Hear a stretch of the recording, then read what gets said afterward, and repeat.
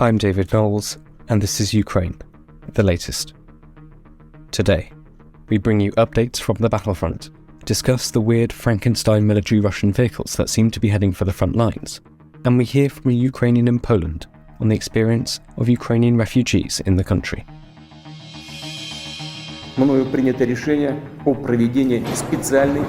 This hideous and barbaric venture of Vladimir Putin must end in failure. We need a military strategy for Ukraine to gain a decisive advantage on the battlefield, to win the war. Nobody's going to break us. We're strong. We're Ukrainians. Every weekday afternoon, we sit down with leading journalists from the Telegraph's London newsroom and our teams reporting on the ground to bring you the latest news and analysis on the war in Ukraine. It's Tuesday, the 7th of March, 1 year and 11 days since the full-scale invasion began.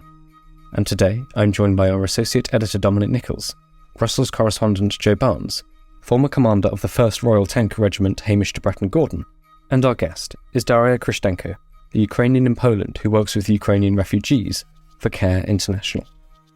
I started by asking Joe for the latest updates from the front lines. Yeah, let's start with Bakhmut, and it's really hard at the moment. The fog of war we so frequently talk about is really clouding the goings on of what is going on in this kind of town in the Donetsk region, which has been kind of the central focus and is now the single longest battle between Russia and Ukraine, and it's the single longest battle either of them have fought since the Second World War. So it's really quite substantial what's going on there. But because of that, it's tricky to get an accurate gauge of what is really going on. But this is what we've heard from kind of our public sources most recently. So Ukraine's top generals and military commanders have vowed to keep defending Bakhmut, which is a salt mining city in the Donetsk region of the Donbass. In his nightly address, Volodymyr Zelensky made reference to this, and he said he had held discussions with his top people about what's going on in Bakhmut, and they told him not to withdraw and instead to continue bolstering the city's defences. And here is what he said in his overnight address. I'll quote: "The command unanimously supported this position. There was no other positions. I told the commander-in-chief to find the appropriate forces to help our guys in Bakhmut." So this statement does counter what we've heard recently is from mainly the Institute of the Study of Warfare, which is a US-based think tank out of Washington, and they've kind of alluded to the idea of Ukraine carrying out a tactical withdrawal, not a full withdrawal, but they potentially moving their front line in Bakhmut to somewhere else. It kind of solidify their position and better help them defend. But as I've said a few times now on the podcast, I don't think this is the view of Ukraine itself. So despite how hard it is for their troops in Bakhmut, they believe that pain is worth enduring because they're inflicting more suffering on the attacking Russian forces. And so because of this, it's like the mixed messaging is really impossible to tell what is actually going on. But I do get the sense there's a feeling that Ukraine really wants to hold on to Bakhmut. It's become overly symbolic despite having very little strategic value in terms of the future war in the Donbass and the wider Ukraine. And I just get the sense that when you speak to kind of Ukrainians about Bakhmut, they really do feel that what they are doing to Russia in degrading the Russian forces is actually really worthwhile, and that they believe that it is genuinely hamstringing Russia, keeping them pinned down, bogged down to one position, and essentially shows the world that their Russian offensive really isn't made or cracked up to what we kind of expected. And of course, the further Ukraine can degrade Russian forces, whether it be in Bakhmut, Volodar, which we'll go on to later, that gives them a better chance when they eventually launch their own counter-offensives. So there is obviously a potential that what President Zelensky's been saying, it could be a misinformation ploy, but that's not kind of the feeling that I'm getting when speaking to Ukrainians. One other kind of thing to mention is what Ukraine is doing in holding its position in Bakhmut, keep on defending, goes against sort of advice from the US and the West in general. So when Soledar fell near Bakhmut, the Americans kind of sent a message saying, look, it doesn't, like, letting go of Bakhmut, despite you fighting so hard for it, is not a loss. It's not a defeat for you.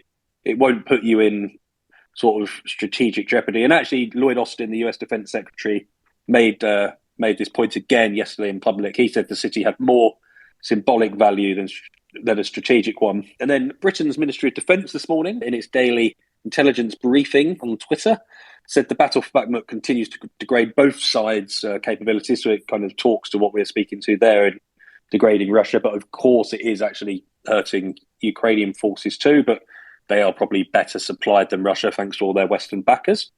So the MOD says Ukraine has lightly stabilised its defensive perimeter following reported Russian advances in the north of Bakhmut. And then I'd like to point out sort of our reporting, and especially that of Verity Bowman, who interviewed a Ukrainian fighter recently injured while defending the city.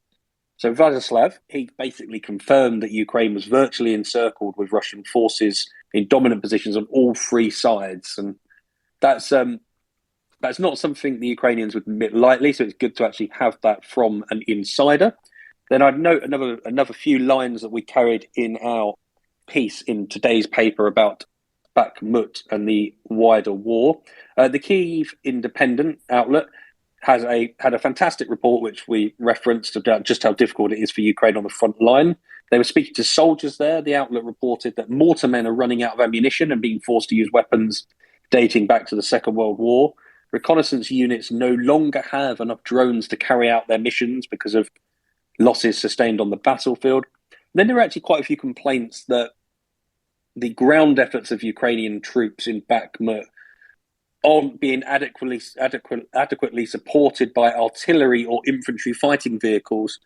So you can only guess, because of the pressure being put on the lone supply road into Bakhmut, that's making it very difficult for Ukraine to get supplies in.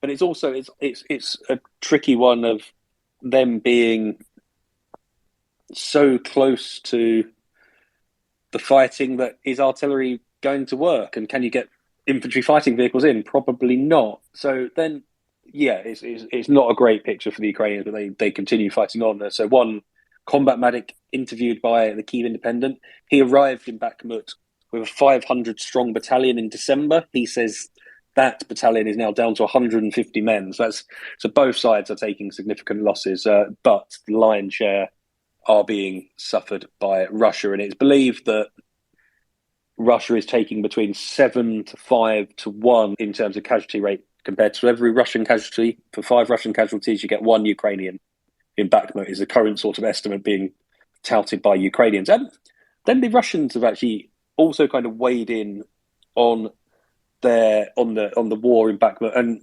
and by Russia I mean Sergei Shoigu, the defense minister.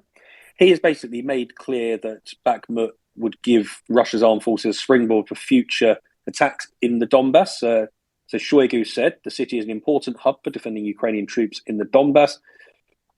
Taking it under control will allow further offensive actions to be conducted deep into Ukraine's defensive lines. Not sure I quite agree with that, and I don't think many kind of actual genuine experts would agree with that. So capturing Bakhmut would give Russia its first sort of significant battlefield victory in Ukraine since last summer. But I reference back to an Institute of the Study of War report that was recently put out, and that suggested that Russia had sustained such losses in trying to capture Bakhmut that its forces would unlikely be capable to launch anything considered serious in an attempt to further move on and keep that offensive moving on. And then there's some interesting reporting out of Volodar, which is a town closer to Donetsk, which is the biggest city in Donetsk, but only about 100 miles or so from Bakhmut. And what we're hearing from Ukrainian officials is that senior Russian officers and commanders have actually mutinied on the battlefields of eastern Ukraine in a rebellion there. So there are many reports that say as many as 300 Marines a day from Russia's 155th Brigade, which is considered an elite fighting force, are being killed every day while trying to capture Volodar. Russia is also believed to have lost at least 130 tanks and armour personnel carriers, with We've covered that quite consistently during a recent 3-week battle to capture Volodar, and it's also worth saying that Ukraine is very much still in control of Volodar. And this is what a Ukrainian military official had to say. The leaders of the brigade and senior officers are refusing to proceed with a new senseless attack as demanded by their unskilled commanders to storm well-defended Ukrainian positions with little protection or preparation. So maybe it is starting to dawn on the Russians that the sort of kamikaze tactics, which are reminiscent of men being sent over the top of trenches in the First World War, running at well-fortified Ukrainian positions with nothing more than basic firearms and, in some cases, and as some reports, shovels to engage in hand-to-hand combat. It's not going particularly well from them, and potentially maybe that reality has come to bite the commanders on the backside if their men really are sort of having this mutiny. And I'll stop there for now. Thanks very much for that, Joe. Can we also talk about a video that I think many people listening will have seen doing the rounds online yesterday? It shows a Ukrainian prisoner of war basically gunned down in cold blood. He smokes a cigarette, says Slava Ukrainia, glory to Ukraine, before being executed and shot in the head. It's obviously caused a huge reaction online across the world. Joe, this story has developed somewhat. I think we found out who this man is. Can you tell us a little bit about this? Yeah, so this particular story is one that we led our kind of battlefield wrap on in the Telegraph newspaper today. And as David described perfectly, there was this soldier, Ukrainian soldier. He had a Ukraine flag on his epaulette, a Velcro patch there on it, and he was standing in this clearing in a forest, believed to be east of Ukraine in occupied territory, and he was asked to remove the Ukrainian flag from his uniform and instead said Slava Ukraine, so glory to Ukraine, and was gunned down in multiple directions. But Kyiv has actually named the Ukrainian soldier as a Timothy Shadura of the 30th Separate Mechanized Brigade. So the video went viral. Quite a number of Ukrainian personnel that I follow on social media were sharing it, and this chap was hailed as a martyr. And what we know is now we can tell you that he was apparently allegedly gunned down by Russians, which Ukraine are pushing for kind of they're using this as yet another example of war crimes being committed. Killing or harming a prisoner of war is against the Geneva Convention. So if this is legitimate, as Ukraine says, then Russia looks incredibly guilty of having committed a war crime, and Ukrainian officials have vowed to go after those responsible for it. But what we know is in yesterday's report we couldn't confirm where Timothy Shadura had been captured, where he'd been fighting. But now we know, thanks to people in Kyiv who have come out and said, look, he went missing around February the 3rd while fighting in Bakhmut. And they now say his body's been held in occupied territory in the Donbass, and that their officials are trying to negotiate the return of his body in a twinned approach to pushing those war crimes investigations and prosecutions against whoever may have been responsible for this, whether it be genuine Russian fighters, separatists, or maybe members of the Wagner group. But what we do know is moments like this, it hails back to that moment going way back now, over a year, to Snake Island, when F-off Russian warship became so prominent. It's moments like this where the Ukrainian community really do get behind their own and use their kind of wounded or killed fighters, defenders, to boost morale and carry on pushing when the times are tough. And as he was captured and taken prisoner around Bakhmut, that's likely to give the fighters in Bakhmut extra emphasis to carry on their defence of the town. And I'll stop there. Thanks very much for that, Joe. I believe we do have our guest, Daria, who's calling in from Warsaw. Daria, could you tell us just a bit about yourself and your life prior to February 2022, and what happened at the outbreak of the full-scale invasion in your life? Well, my life has changed a lot since last year. Domestically, I would say. I had a normal life. I used to live in Kiev. I was a co-founder of language school. And then on the 24th, I had to back, take my son and my cats, and just leave Kiev.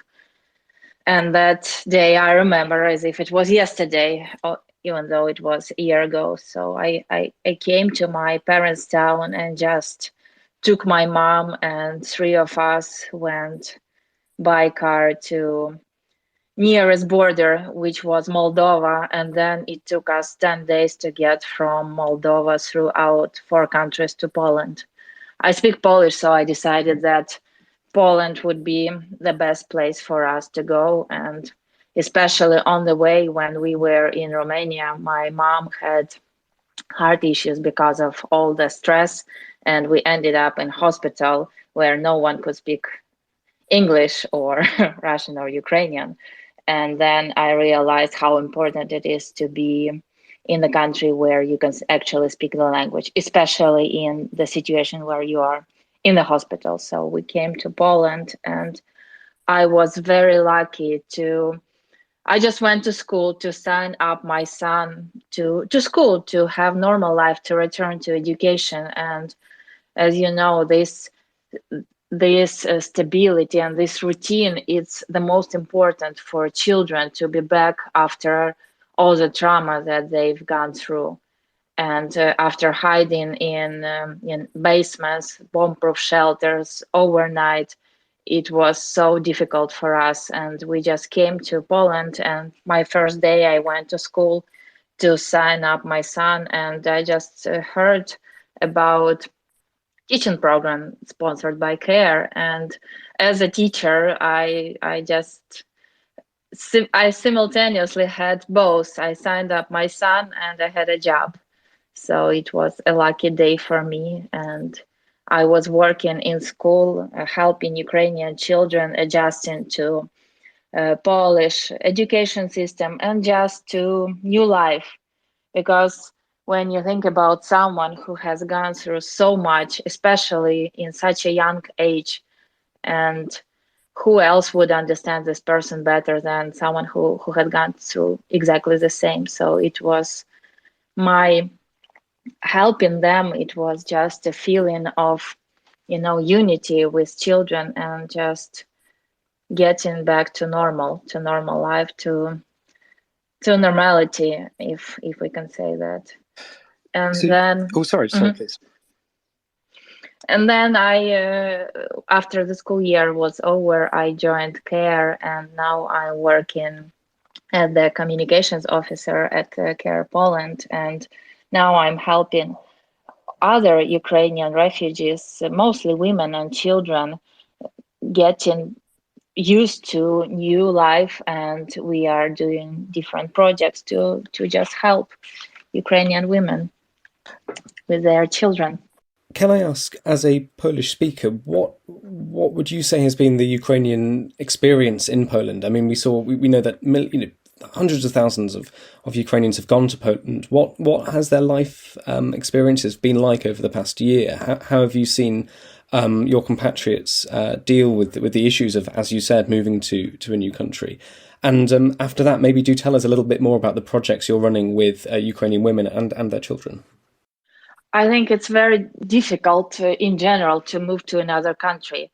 But when you think about packing your life in one suitcase within 20 minutes and taking your child and going to a completely different country, it's very difficult. And for many women I've talked to, they are in Poland for the first time, they don't speak the language, and they have to not just adjust to new life, but also to look for a job, to send children to school, to look for apartments, to handle all the problems that they have. And it's been 1 year, and for many of people who had come first and those who came later, for it's even worse, because people are in worse financial situation because of 1 year of the war.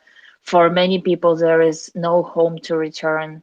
For some people I've talked to, they said that it's not just that my home is damaged or destroyed. There is not my whole city, my entire city is destroyed. So there is nowhere to return for them.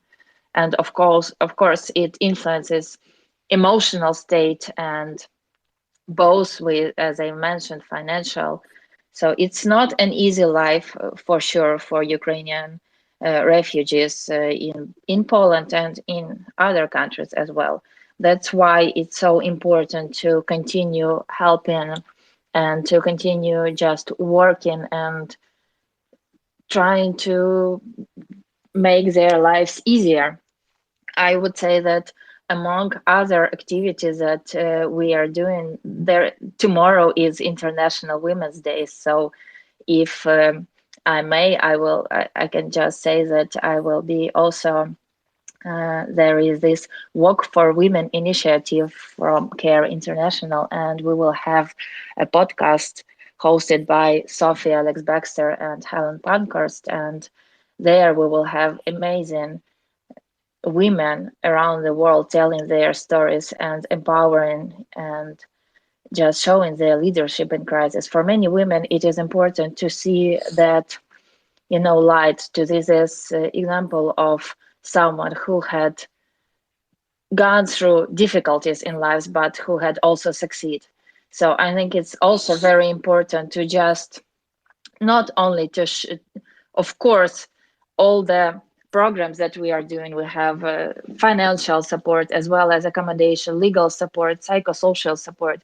This is all super important for a person who is coming to a new place and who has to just start living again, but also encouraging and helping women to feel strong in such a difficult situation. I think it's also very important.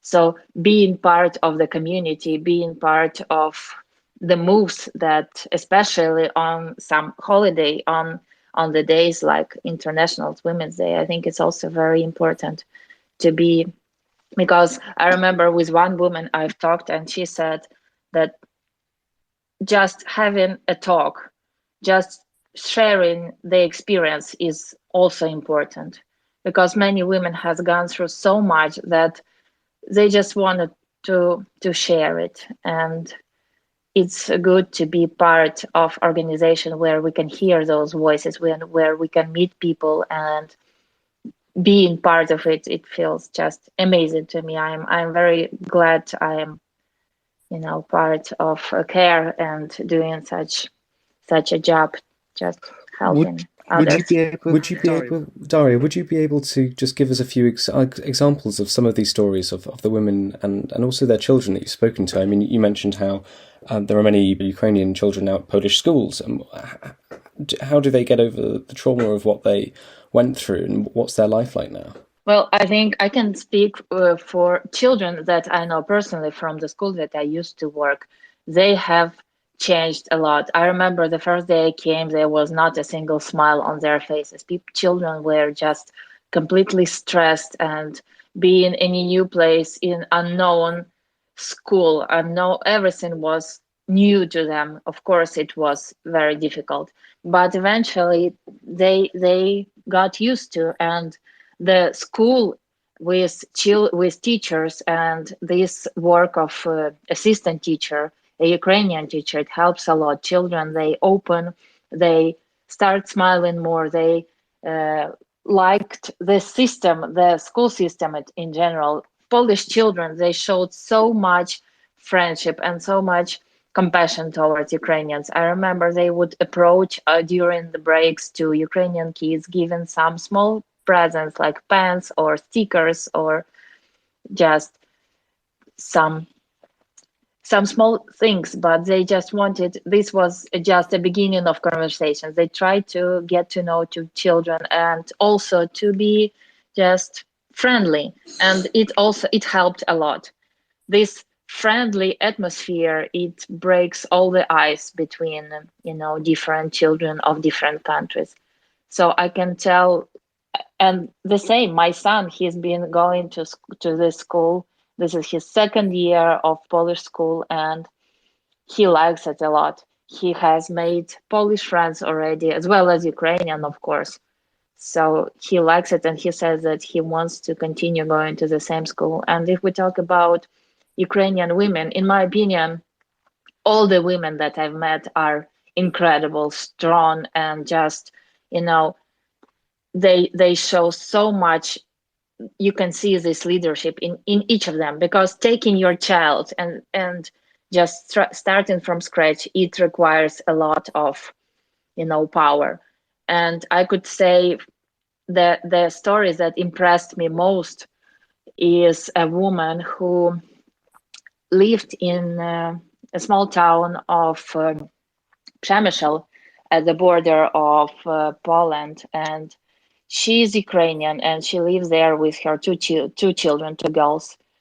And she was part of the community, of Ukrainian community. And one day there was, in the beginning, in March, there was this family of single mom with her daughter who came to Przemysl, and unfortunately the mom felt bad. She was hospitalized, and she was later diagnosed with cancer, and she passed away.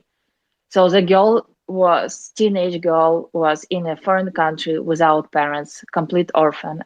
And this woman who is from Ukrainian community, she adopted the girl, she took her in her home. And I've talked to her recently, and she said the girl is functioning now. She started smiling, she started again being, after going through so much, she is now, she has hope for future. She wants to continue her life in Poland. So these are just small stories, of simple women who work, who do their daily jobs. But then when this war broke out, everything has changed. A lot of Ukrainians who used to live, who used to have their lives, they first became refugees, then they started being volunteers, and now they are part of community helping other refugees. So this is so inspiring how people, Ukrainian and Polish women, stand together in this crisis and help each other and encourage each other. And just, I have so many stories I can tell a lot, but how women change and how life has changed for them, but they still keep strong. And this is inspiring for me. Well, maybe tell us a couple more at the end of this, but just quickly, you described leaving Ukraine and going to Poland, but you returned to Ukraine recently to visit your family. What was that experience like for you, and how is your family doing now? So my trip to Ukraine was short but very happy moment, because it was my first time over a year at home, at my hometown. I went to visit my grandma, who is 84 years old. She decided not to go with us. We wanted her to come with us. We encouraged her every day to come to Poland. But for elderly people, it is so difficult to change the position, to change home, to leave the garden and everything that they have. So I respect her choice not to go. But of course, it was difficult to leave her. And it was so great to get back together, to see her again, to spend time with her, and just to have the small chats, small talks, and to return to normal, to the feeling that used to be. And my father, he could have come with us because he is above this age rate where people can go, but he decided to stay in my native town, Kremenchuk, and just to join territorial defense of the city and to defend the city. And again, I'm very proud of him that he is doing this, especially in his age. And I'm also very afraid for him. I worry all the day for my grandma and my dad, and we keep in touch every day. But of course, it's not the same when you see someone over a year. Yeah, it was very emotional. And even now, when I remember about it, I don't know if you can hear that, but my voice is trembling, because it was such a great time being again, but again, knowing that I have to go back, that it's not safe. It just breaks my heart to be away from my family and not being able to return at the moment. And you asked about the stories of women. There are so many stories. For example, I know one woman, Olga, who is leader of feminist organization, and she conducts self-defense classes for Ukrainian women. And just again, she gathers people, and she said that last year the organization that she ran was so small, so little, and now they have every day, they have activities, they join together, they have workshops, they support each other. This is the most important in such a difficult situation. They have psychological support for women. Other Olga, who is in Warsaw, the one I've talked about, is in Krakow, in Warsaw. She's worker of information hub. She is Ukrainian who also speaks Polish fluently, so she can help Ukrainian refugees just sign up for medical assistance or for any other assistance. She knows the system well, so she can help them. There are so many women who are now part of, this huge big family of assisting, and just being the most important, in my opinion, and now during this difficult period of time, is to be together, to stay together, and to support each other. So this is the goal, I think. Just one more question from me, Daria. But you mentioned your grandmother. Your grandmother survived World War II, survived famine. I'm just wondering your thoughts about how she sees this invasion and her experiences, and how you talk to her about that. If it's not too painful to talk about that, that would be interesting. My grandmother is a very strong woman. She is a big example for me how to be strong. And I remember when we were just recently talking to her, and yes, she has gone through famine, and her younger sister died during famine. And during Second World War, she was a young girl, and she remembers a little bit of it. And I remember she was saying, my biggest hope was for my children not to see the war. And unfortunately, it's not happening. And her biggest fear was the same, because she has gone through World War II. She knows what it is to be in war. And unfortunately, now at her age, she has to go through it again. But because she has gone through so much in her life, she's very strong. And she just encouraged me. She tells me, well, if there won't be food, I can just eat less. Or she finds solution to all the situations. She doesn't give up, and she just tells me that it's going to be okay. We will stand, and the war will end one day. We all hope very soon. And she also told me that her biggest dream right now is to live till the end of the war, to see the end of the war, to see the victory of Ukraine. That is her biggest dream right now. Daria, is there anything we haven't spoken about that you'd want our listeners to hear? I would also say, I want to take a moment to just thank everyone who have helped Ukrainians all over, in all the countries, in UK, in Poland, everywhere, because this help that you have given, it's huge. It feels, for some people it might feel small, but for Ukrainians it's huge, it's enormous. And I can say that we are very grateful for everything that the world is doing to support Ukraine at the moment. And of course, for supporting CARE's work, you are supporting Ukrainian refugees here in Poland, in UK, and in other countries.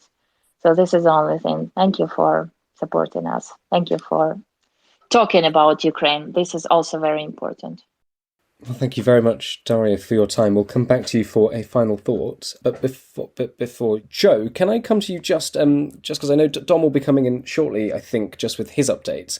But you've written a piece on, well, I think we've all seen this. There are some rather odd images going around, which we've seen on sort of the OSCENT community and social media, of really strange looking Russian armoured vehicles. I mean, I don't necessarily right now want to get into the debate of whether it's a tank or not a tank. I think we might need to wait for Dom to make that judgment. But we've seen some of these images, and they're really quite odd. They're sort of, the bottom half, it's very, very difficult to do this in audio, really, isn't it? But the bottom half is like an armoured vehicle, and then there's a tall, conical turret at the back with cannon sort of poking out of it. We've never really seen anything like this before, I think, in certainly in this invasion, in this war. Joe, you've been looking at this. What have you found? I really hope I've done justice to the visual description of these machines.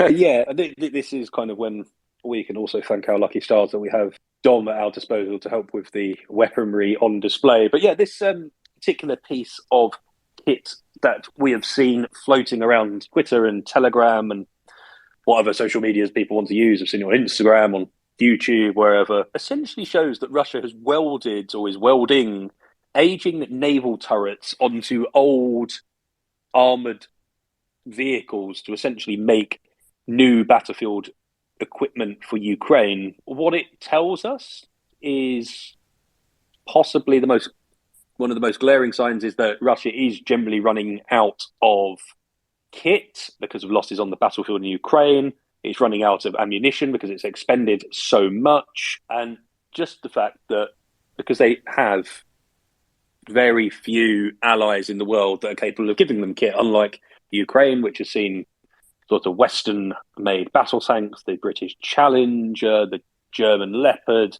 Eventually, we'll see the American Abrams in Ukraine. We don't know when that's going to come, but it will come eventually, where Russia doesn't have that kind of shoulder to lean on. And so what we saw with this sort of Frankenstein vehicle is a footage from an undisclosed location. It appears to show this 25mm dual or twin-barreled naval anti-aircraft turret fitted onto a Soviet-era amphibious fighting vehicle. The contraption, which from people I spoke to said could have been produced as early as 1945, the contraption was being transported by rail, which indicates that it is being taken to Ukraine. That's how Russia so often moves items into Ukraine. It's how Ukraine moves Western weapons into Ukraine. It's the main sort of logistical method. But let's look why Russia is trying to bolt on a naval anti-aircraft turret onto an amphibious vehicle.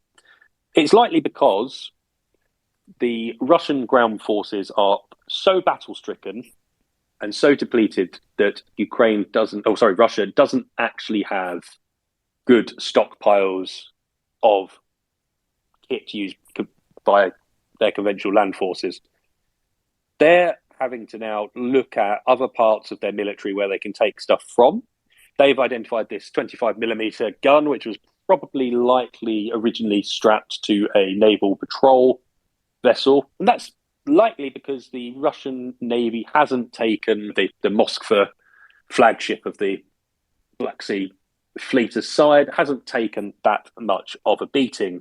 So they probably have an abundance of ammunition and an abundance of these turrets that they can pull apart and then turn into land weapons. It's likely that the naval turret on the amphibious vehicle will be deployed not on the actual front line or in Ukraine. It will probably be used on one of the quiet parts, which will enable them to move actually legitimate ground fighting kit to the front line and the busier parts. It would likely be used to fire at drones. The drones have been more prominent in the war in Ukraine as kind of the months go on, and we speak a lot about the Iranian-made drones, the Shaheeds, being used by Russia, but actually now Ukraine is deploying kamikaze drones, loitering munitions, whatever we want to call them, more effectively. It's making its own kamikaze drones out of commercially available UAVs and stuff like that. So potentially this is what this is being used for. But I spoke to a few former tank operators in the British Army, and so Justin Crump, who now runs Sibylline, an intelligence and geopolitical risk firm, he said, yep, we highly suspect this is being improvised. And Hamish Breton Gordon, a regular contributor to the podcast and the Telegraph newspaper, and he said the fact that a supposed First World Army is cobbling together different bits of kit, not too dissimilar to terrorist organizations like Al Qaeda and ISIS, hopefully shows the perilous state of the Russian army. And he actually sent me some pictures via WhatsApp of similar contraptions where they were Russian BMPs that were captured by ISIS and then overhauled by ISIS to have turrets on top of them. So it's interesting to see that the state of the Russian military looks like it has degraded to a level where they rely on producing these Frankenstein's creature vehicles as if they were jihadis fighting in the Middle East and not the second army of the world. And I'll stop there. Thank you very much for that, Joe. I just want to put the opposite side to you. That, I mean, on the one hand, of course, this shows desperation. It's moving away from some of the more produced and the T-series tanks that we're used to seeing on the battlefield. Could you say that although it might be desperate, it does show a sense of the Russian army learning? I can see Hamish de Bretton Gordon listening, actually, so I sort of wonder what he thinks about this.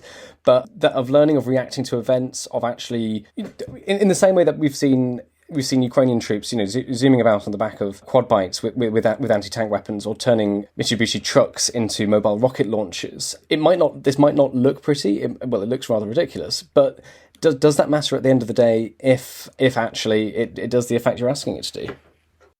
In Ukraine, we were in Refugee, in the centre of Ukraine. I visited a secretive factory that was converting these pickup trucks, whether they be Mitsubishi or Toyota or whatever brand of car that you fancy driving, into these kind of mobile grad launchers. So we've seen these kind of ingenious creations using ingenuity on the battlefield. The Ukrainians have shown it beautifully, and it's not a new idea of using sort of drones to drop grenades, but they have taken commercially purchasable DJI drones, which we can buy on any sort of high street in Britain or Europe, and they've added these little kind of grenade droppers or item droppers, which can be bought on AliExpress, a Chinese marketplace, or in most cases now 3D printed inside Ukraine to convert them into lethal weapons. And so if the Russians, I doubt it's going to be a game changer in terms of taking territory back, but if the Russians can deploy their own weaponry that hasn't been used because it's naval rather than land orientated, they might be able to operate it to a certain level where it gives them not an edge, but it will help them achieve some of their goals. And if that goal from what this looks like is to blow Ukrainian drones out of the sky, then it could well happen. But it's not going to be a game changer like, for instance, when anti-air missiles were being strapped onto the back of vans and stuff like that to give Ukraine better mobility and kind of better firepower to defend their skies. I think in terms of who is winning the improvisation war, it's definitely Ukraine. But I guess Russia sees it as no harm in trying, especially when they are so desperately in need of stockpiles. Because as you mentioned, we've seen on the battlefield multiple cases of upgraded T-62 tanks being deployed by Russia, which are 60 years old, with just slightly better armour than when they were being walked around. And so look, it's one of those things. Russia will probably be able to use it to a certain extent, but it's not going to be a game changer. Thank you very much for that, Joe. We've got Hamish de Bretton Gordon joining us, and Dom Nichols, I see, has arrived from his briefing. Just before we go to Dom, Hamish, we wanted to bring you on. Thank you for listening. We wanted to bring you on just because of what Joe was saying about these Frankenstein, as we've dubbed it, these Frankenstein vehicles that have been spotted heading towards the front for the Russians. What can you tell us about them? And have you seen them before, and were they effective? Well, good afternoon, David, Joe and Dom. Thanks for having me on. I was, when Joe and I spoke yesterday and we saw the pictures, I was really surprised, and I went back through my photo. For 2 years, I was the Peshmerga's chemical weapons advisor in the fight with ISIS, sort of 2015, 2017. And we came across very similar looking BMP chassis with these turrets stuck on the back. The ISIS had basically put sort of heavy machine guns in them. They were pretty crude, but looked very similar to these Frankenstein, what appear to be anti-drone guns that have been mounted on them. Very thin-skinned, as it were. And I agree with Joe and the other thesis on this. These look like Navy turrets, basically fairly low caliber machine guns in these turrets. The idea is to put as much lead in the air as possible to knock the drones down. I mean, incidentally, when I was with the Peshmerga, we had great difficulty taking down ISIS drones, which were actually very, very small ones, but would fire thousands of rounds of small arms ammunition. But these Navy gun turrets should be more effective.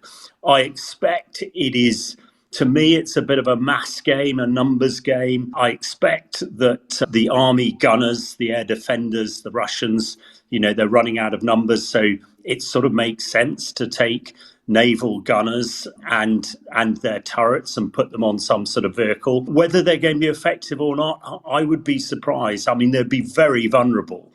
As I say, although they're on BMP chassis, they're very lightly armoured.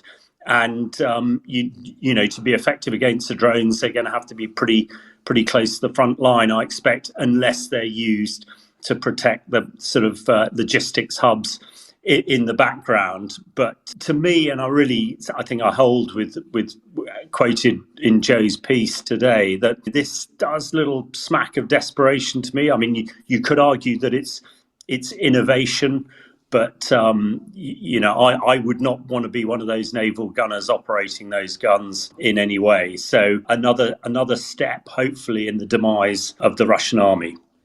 Thank you, Hamish. Dom, thank you so much for joining us. Would you like to comment on this first? It's quite special. It's quite good for us, really, that we've got two people who've worked with tanks on this. Hamish has given his piece. What's your reaction when you saw these pictures? Hi, David. Hi, everybody. Sorry I was late in a briefing there. My reaction, first of all, is I'm delighted to be able to pick up Hamish on a mistake. As a former tactics instructor, it's not a BMP chassis, Hamish, it's an MTLB. Mrs. Thatcher's little bruiser, I think you used to teach, or something like that. Anyway, innovation. Yes, good. I mean, we had Hobart's funnies, didn't we, in the Second World War? Was he a general? Hamish, I think it was general. Tank General Hobart, who was directed. Well, I mean, you would need to take over, but Hobart was directed to come and use his imagination, come up with some weird and wonderful vehicles to come up with a whole different range of applications, and he did. And there's all sorts of, and some of them came through into use, operational use, and others didn't, because they were just crazy ideas. But so innovation is good. We see Ukraine have been very good at that over the last year, obviously. This is the first real bit of innovation I think we've seen from Russia. And as Hamish has said, it's pretty clunky. It's very vulnerable. I mean, I'd hate to think what the centre of gravity is on that thing. But yeah, I mean, fine. We'll see how they do. It's an immediate response to a tactical problem, as you said, of getting lead in the air to knock down drones. So fine, let's see what happens. But I don't think it's going to be an absolute game changer. But yeah, it smacks of, I mean, as all innovation does to a certain level, smacks of a bit of desperation. I mean, you don't just come up with these ideas and go to the extent of putting these things together for the sake of it. Obviously, you are denuding the capability of the two component parts. You're hoping that the sum is greater than the parts. So we shall see. But no, it does speak of a level of needing to do it, a level of desperation, not just innovation for innovation's sake. Russians haven't been particularly on the front foot when it comes to using their imagination, trying to get over a tactical problem, and just thinking around an issue. This, I think, has been driven by desperation. Thanks, Tom. You've just come out of a briefing with a Western official. What did they tell you? What more can you throw light on for us?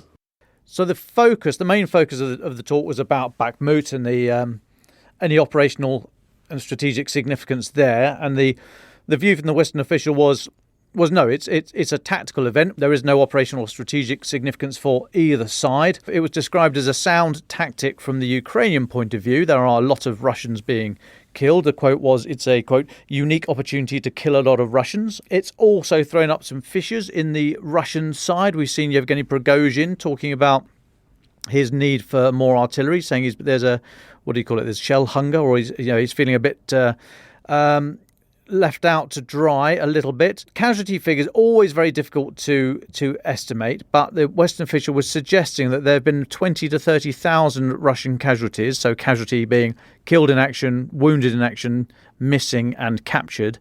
So 20 to 30,000 Russian casualties over the entire time of the fighting Bakhmut, which is like 7 or 8 months now. I mean, that is a huge number, 20 to 30,000 out of, we think the latest estimate is about 200,000 Russian casualties all told. So, about a tenth of the entire casualty figure in one very small piece of the battlefield. Significantly less, that's the quote, significantly less Ukrainian casualties, but no figure. They think, Western officials were suggesting, that Ukraine has about 3 brigades worth. So brigade being a couple of thousand people, depending on the role of the brigade, exactly if it's armour heavy, if it's infantry, what its role is, etc., etc. But about 2,000 people in each. So 3 brigades from Ukraine and significantly more from Russia and Wagner. Now, the official was saying that Russia has fired, not just in Bakhmut, but across the whole of the war. Russia's fired tens of millions of artillery shells, and there are supply problems, but there's not a quantity problem. And we've seen that recently with T-62s tanks, which, as the name suggests, was designed back in the 60s. T-62s being rolled out. So they're not fit for purpose. This it's not innovation, it's more desperation. They've got quantity, but they've not got the quality, and they don't have a reserve. They don't have any mass reserve. There's certainly nobody really trained. There's this idea that there have been reports of Russian brigades, very well equipped and trained brigades in reserve. That doesn't seem to be the case. There are troops available, whether or not they are in reserve, i.e. they can get to a problem quickly to stem a gap in the line where Ukraine breaks through or exploit a success. That doesn't seem to be the case. Russia has got troops available that they can do. They are just pushing forward slowly and incrementally into the line. So no reserve force as such. And down in Vuhledar, so further south than Bakhmut, the suggestion was that Russia has culminated there. Culmination being that you're not necessarily going backwards, but you're not able to go forwards anymore. You're not able to carry on offensive action. So it looks like Russia has culminated around Vuhledar. It was an objective for Gerasimov's new offensive. When Gerasimov took over, he was clearly given his orders by Putin to go and win the war, basically, and they've not pushed forward anywhere. And in Vuhledar, there have been, this has been reported elsewhere, but it was confirmed by the Western official, there have been reports of Russian units just refusing to fight, saying we are not doing this anymore. That was the quote from the Western official. They're just these tactics of a very, well, the Defence Secretary Ben Wallace called them human wave, of just pushing people forward, finding gaps in the line, then pushing more people through those gaps. That's not particularly appetizing for the third and fourth ranks, if you know what I mean. So some Russian units are just refusing to fight. Now, the Wagner death rate seems to be a lot higher than the regular Russian forces. Now, whether or not this is Prigozhin trying to seek some sort of political advantage out of a great battlefield success, which is yet to materialise, or if it's that they've been recruiting from prisons, we don't know, but the death rate seems to be a lot higher there. And Wagner in total, the sort of Wagner effort here, they seem to have advanced about 25 Ks from when they first came into the fight in a formed unit themselves, if you know what I mean, a portion of the battlefield that was given to them. So they started around the town of Popasna, and they've been, Western officials said, relatively unsuccessful since then. They've covered about 25 Ks, but a lot of that's open ground. There've been no Ukrainian defensive lines really in that area, so they covered 25 kilometres and then got snarled up around Bakhmut. So Wagner's not really done a huge amount on the battlefield. We see Prigozhin increasingly animated.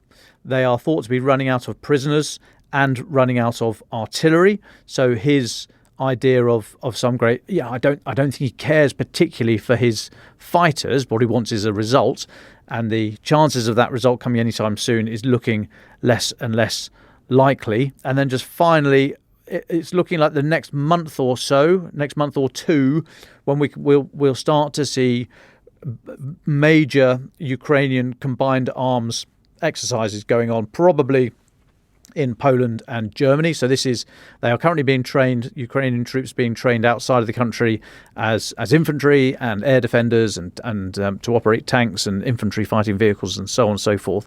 The next level up is when you put those component parts together and you start fighting as what's called a combined arms army, that will be the next sort of milestone, if you like, that we'll be able to observe to see them moving towards being able to field a credible fighting force. Because, of course, they don't want to do what we're seeing Russia do, which is get some new kit, get some new people, bung them into the fight, see what happens, hope for the best. It doesn't work that way. So Ukraine, aided and supplied and to a certain extent guided from other nations outside, are doing it properly. I mean, they're trying to build an army from scratch, but they're doing it properly. It takes time, which they are trying to shorten those timelines. But it's looking like the next month or so before we see the next big stepping stone, which is combined arms training. Like I say, probably Poland and Germany. And that was it. That was about it from the Western official for today. Thank you very much. Dom and Joe, what are your final thoughts? Dom Nichols, would you like to go first? Thanks. I'll just point out that UN Secretary-General Antonio Guterres is in Poland now, travelling to Ukraine this evening, we're told. He's going to meet President Zelensky tomorrow. His spokesman said, going to meet President Zelensky tomorrow, quote, to discuss the continuation of the Black Sea Grain Initiative in all its aspects, as well as other pertinent issues, unquote. So, not quite the ringing endorsement that they're going to talk about a permanent member of the UN Security Council violating international law, riding across borders and killing loads of people in discussing an illegal war. But hopefully the UN Secretary General, this is his third visit to Kyiv, hopefully he will step up this time. I'm not a massive fan of the UN, as you probably know. I just want them to do something here rather than, I mean, grain is important, but I think there's a lot else to be spoken about as well. And I don't think they should be bracketed under other pertinent issues. But there we go. Thanks, Tom. Joe Barnes. We've kind of used up my final thoughts. I was going to speak about, let's look at the EU joint procurement. So I would look on our reporting on that in the coming days. But then, just going back to back, but there's an interesting, one of the Ukraine's vice prime ministers has said that there's only 4,000 civilians left in Bakhmut, and 36 of those are children. We often speak about the military struggle over the town, but there's probably a moment for us to reflect those who have either opted not to leave because they don't want to, or those who have not been able to leave what is sort of the main fighting conflict zone on the front line at the moment. So it's an interesting one to see how and if Ukraine can manage to get the civilians out. We know recently that humanitarian efforts to get those out have kind of been suspended. Ukraine recommended against journalists and humanitarian groups going into Bakhmut. So it remains very hairy, and it's one to think about looking forward, not just the soldiers on the front line, but also the civilians that are living there. Thank you very much, Dom and Joe. Hamish de Bretton-Gordon. Thank you. Just a very quick one. I just want to advertise General Percy Hobart, who Dom mentioned. He's one of these lateral, unconventional thinkers that made the British military what it was and what it is today. Commissioned as a Royal Engineer, sensibly then became a Royal Tank Regiment officer, but it was actually retired at the beginning of the Second World War by General Wavell for his unconventional ideas. But the other great military thinker, Sir Basil Little Hart, I understand, convinced Churchill that this man should be back in the military. Churchill insisted that he was. He then went on to command 79 Armoured Brigade. But again, as Dom mentioned, the Hobart Funnies, a lot of those vehicles that enabled the Normandy landings and the attack across Europe were Hobart's Funnies, the Churchill Crocodile flamethrower, various tank ploughs and amphibious tanks. So, a really, really incredible person, and well worth a quick sort of Google to get his background. Thanks. Thanks, Dom, Joe and Hamish. Daria, can I come to you as our guest for the very final thought of this episode? Thank you, David. I would say that my final thought would be to just greet all the women around the world with upcoming International Women's Day. And I would say to women who are now displaced, who are people who are refugees in the countries, to be strong and just to have hope, to know that there will be better days and they will come very soon. Thank you for having me here. Ukraine the Latest is an original podcast from The Telegraph. To stay on top of all of our Ukraine news, analysis and dispatches from the ground, subscribe to The Telegraph. You can get your first 3 months for just £1 at www.telegraph.co.uk/Ukraine the Latest, or sign up to Dispatches, our Ukraine newsletter, which brings stories from our award-winning foreign correspondents straight to your inbox. We also have a Ukraine live blog on our website where you can follow updates as they come in throughout the day, including insights from regular contributors to this podcast. You can listen to this conversation live at 1 p.m. each weekday on Twitter Spaces. Follow The Telegraph on Twitter so you don't miss it. To our listeners on YouTube, please note that due to issues beyond our control, there is sometimes a delay between broadcast and upload, so if you want to hear Ukraine the Latest as soon as it is released, do refer to podcast apps. If you enjoyed this podcast, please consider following Ukraine the Latest on your preferred podcast app. And if you have a moment, leave a review, as it helps others find the show. You can also get in touch directly to ask questions or give comments by emailing ukrainepod@telegraph.co.uk. We do read every message. And you can contact us directly on Twitter. You can find our Twitter handles in the description for this episode. Ukraine the Latest is produced by Louisa Wells and Giles Gear, and today on Twitter, Emily Hill.